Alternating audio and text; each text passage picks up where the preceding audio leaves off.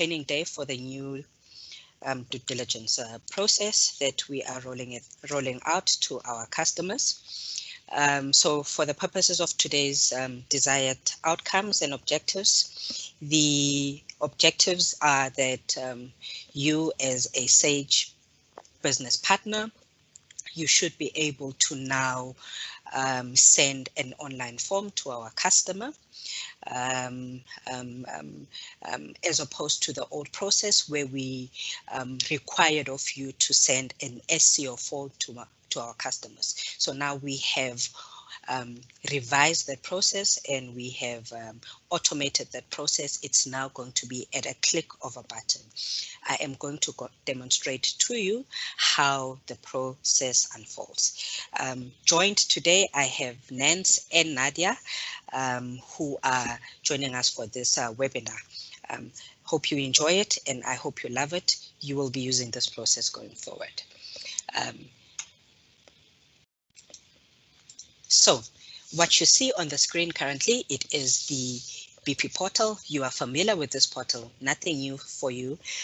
So now this process is directly linked to our sanctioned countries. So all customers that falls into sanctioned countries will be managed through this process going forward. No need now to send an SCO form in an email. The process will be managed through this portal. So as a BP, you know how to log in. I will just quickly log into the portal without wasting time. Good. So you know this portal very well. I'm logged in currently. So what you need to then do is click on customer. And once you have clicked on customer, go all the way down to this menu item, which is called due diligence. Click on that menu item. And then you will land onto the screen, which is renewals due, right? So in blue, we are saying to you, please below list displays a summary of customers with a product/package expiry date with a specific period. To see more details, please click on the link. So what are you seeing here? You are seeing a list of custom products. When are they due for renewal? This one expire here, it is expired in March, so 0, nothing is expiring in March. Expiring in April 2021, there's one product expiring for a particular customer. In May, there's one for a particular customer. So for this particular business partner, 2 of their customers are due for renewal in April and May. So as a business partner, you will come here, you will see all that list of all your customers that will be expiring in the months to come, either in the current month or the next month or 2 months to come or 3 months to come. We are going to be stretching it over a period of 3 months. So what you're going to do is you're going to either click here or click there or click the all. It all depends on you. I will click on the total. So I'll take you through this screen for your view. I'll start with the color coordination. We have implemented a color coordination to better communicate where the form is in the process for you as a BP. You know, I know that you've been complaining a lot. You're not sure where we are in the process. This process will now assist you in understanding where your form is in Sage as far as there's concerned. So once you've sent the form to the customer, this gray-white field will turn green. Once the customer has viewed the form, it will turn amber. Once the customer has sent the form back to us, it will turn yellow.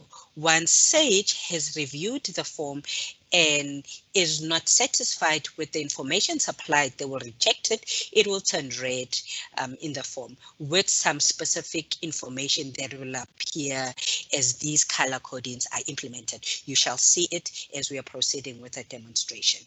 I am going to be using this test account, customer 1, to send a form. So as a BP, you will come here and then click on here to send engagement. But few things would need to have happened before this process unfolds. You would have contacted the customer and the customer expressed an interest to renew.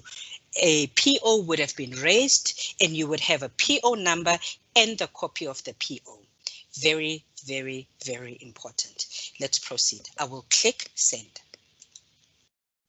As I've clicked send, this window comes up for the customer. The customer name will come up, the customer surname will come up, the customer email will come up it was stored on our database. So if the email address of the customer has changed or your contact has changed, by all means, please come here and update it. I will use my Sage email for the purposes of the demo. I will put in a number for the purposes of a demo. The PO number then, like I've discussed, you will use the one that appears on your copy of the PO. And this would be it. And then the value amount of the PO.